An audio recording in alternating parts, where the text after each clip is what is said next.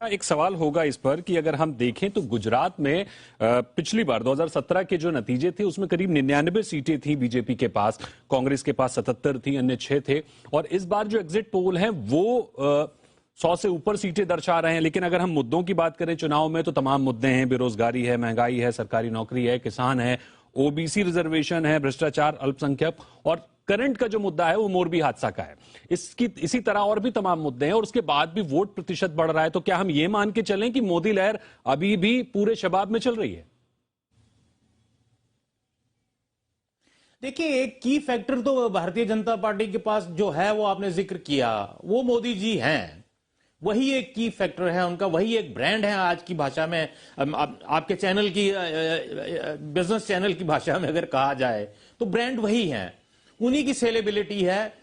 ऊंचा नीचा कितना होगा, सीटें बढ़ेंगी कम होंगी, वो एक अलग आंकड़ा है।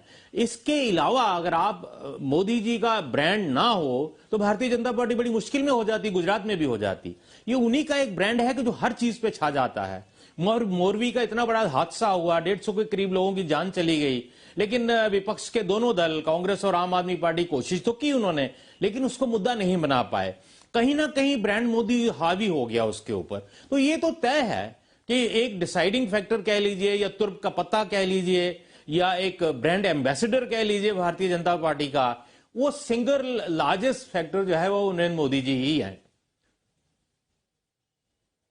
अनिल जी, हमने जैसे मुद्दों की यहां पर बात हुई है, हमने गुजरात के पूरे इस जब चुनावी जोर शोर चल रहा था कई मुद्दों को उठते हुए देखा।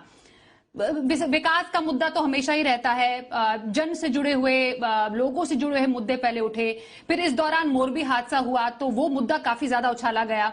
जो विपक्ष था उसने बहुत जोर शोर से इसमें सत्ता पक्ष को घेरने की कोशिश की, लेकिन उसके बाद कुछ ऐसा हुआ जो कि शायद पहले भी ऐसा हो चुका है चुनावों में, जो कि शायद जो विपक्ष है वो गलती कर देता है और इसका फायदा हमेशा से बीजेपी को हुआ है। वो है छीछा लेदर।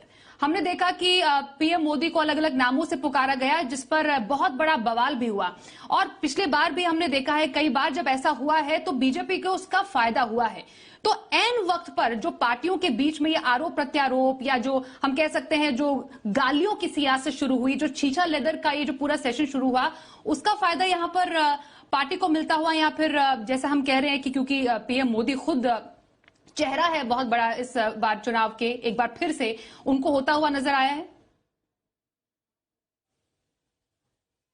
देखिए, जाहिर है इसका फायदा होता हुआ नजर आ भी सकता है, हो भी सकता है, और उन्होंने कोशिश भरपूर की भी है।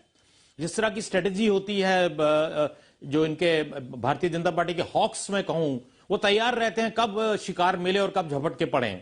तो जब खड़गे जी ने एक विशेष तरह से उनके बारे में कुछ कहा तो तुरंत उस पर पूरी की पूरी एक उनकी टीम भारतीय जनता पार्टी की उन्होंने काउंटर अटैक कर दिया और उससे उन्होंने सन ऑफ द सॉइल और मोदी जी की गुजराती अस्मिता को साथ में जोड़कर उसको खूब बनाने की कोशिश की है। तो मुझे लगता है कहीं ना कहीं जब मोरबी कहीं हावी हो रहा होगा या कुछ और फैक्टर्स या प्राइस राइज भी किसी को जरूर चुभ रहा होगा, तो कहीं ना कहीं भारत के लोग बहुत इमोशनल हैं कई मसले पे, और कई मसले पे आंखें मूंद करके भी फैसले कर देते हैं। तो वो जो मोदी जी को कहा गया, कुछ नाम उनके बारे में लिए गए या किसी गलत तरीके से या सही तरीके से कहा गया, मुझे लगता है कहीं ना कहीं भारतीय जनता पार्टी ने भरपूर कोशिश की कि गुजराती अस्मिता को मोदी जी की इमेज के साथ जोड़ के इसको रीपैकेजिंग करके और बाकी मुद्दों पे हावी किया जाए। और जाहिर है इसका अगर कहीं ना कहीं तोड़ हुआ मोरबी का या कुछ का, तो ये एक फैक्टर की फैक्टर हो सकता है।